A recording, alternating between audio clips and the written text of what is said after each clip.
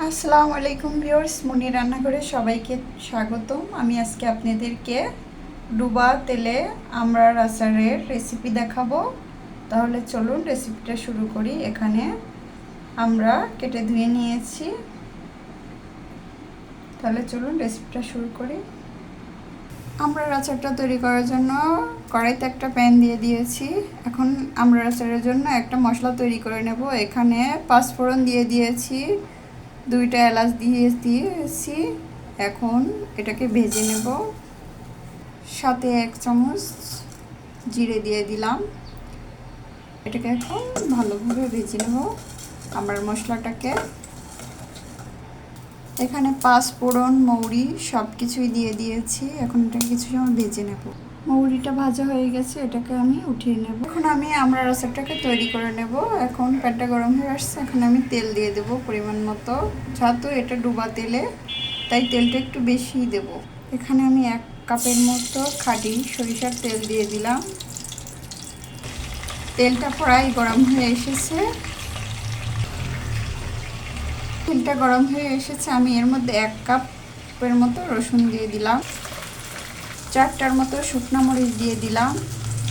এখন এটাকে একটু নেড়ে চেড়ে দেব। রসুনগুলো হয়ে আসছে, আমি এর মধ্যে দিয়ে দিচ্ছি কয়েকটা জিরে এবং কয়েকটা 5 ফোড়ন দিয়ে দিলাম। 1 চামচের মতো সরিষা বাটা দিয়ে দিলাম। সরিষা বাটা আপনারা চাইলে নাও দিতে পারেন, আর এটা দিলে অনেক ভালো একটা ফ্লেভার আসবে। এটা নেড়ে চেড়ে দিই। এখন আমি আমড়াটার মধ্যে কেটে রাখা তেলের মধ্যে আমড়াটা দিয়ে দিলাম। একটু একটু করে দিয়ে দেবো। এটা এখন ভালোভাবে নেড়ে চেড়ে দেবো তেলটার সাথে আমড়াগুলোকে।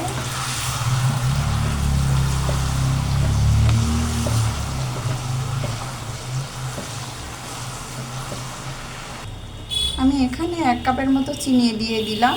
আর আপনারা যেটুকু পরিমাণ মিষ্টি খাবেন সেই অনুযায়ী চিনিটা দেবেন। আর যেহেতু আমড়াটা অনেক মিষ্টি, তাই এত চিনির পরিমাণ দিতে হবে না, পরিমাণ মতো দিবেন। এখন এটাকে ভালোভাবে নেড়ে ছেড়ে দেব।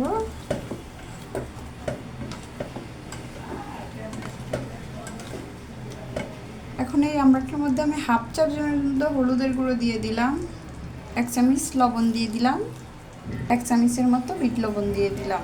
এখানে 1/2 চামচের মতো লাল মরিচের গুঁড়ো দিয়ে দিলাম। আপনারা ঝাল যদি না খেতে চান আর ঝাল নাও দিতে পারেন।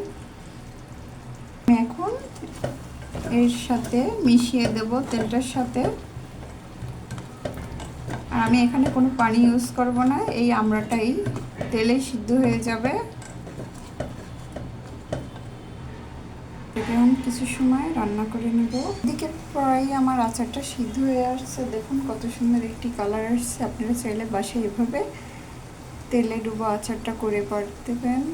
আমড়ার একদম সহজ একটা রেসিপি, আর এটা যে কোনো ভাত বা খিচুড়ির সাথে খেতে অনেক ভালো লাগবে। এটাকে একটু নেড়ে ছেড়ে দেবো। এখন আমড়ার মশলাটাকে দিয়ে দেব। কিছুক্ষণ আগে এটাকে ভেজে রেখেছিলাম, এখন এটাকে দিয়ে দেব। এটা দিলে আরও সুন্দর একটা ফ্লেভার আসবে। এখন এটার সাথে মিশিয়ে দেব। দেখুন আরও কত সুন্দর কালার হয়ে আসছে। এটাকে আর একটু ভালোভাবে নেড়ে চেড়ে দেবো। এদিকে প্রায় হয়ে আসছে। গ্রেভিটা প্রায় ঘন হয়ে আসছে। কিছুক্ষণের মধ্যে এটাকে নামিয়ে নেব। হয়ে গেছে আমড়ার তেলে ডুবো আচারটা। এখন এটাকে নামিয়ে নেব। দেখুন কত সুন্দর হয়ে আচারটা। যদি এই রেসিপিটা আপনাদের কাছে ভালো লেগে থাকে তাহলে একটা লাইক, কমেন্ট, ভিডিওটা শেয়ার করে দেবেন।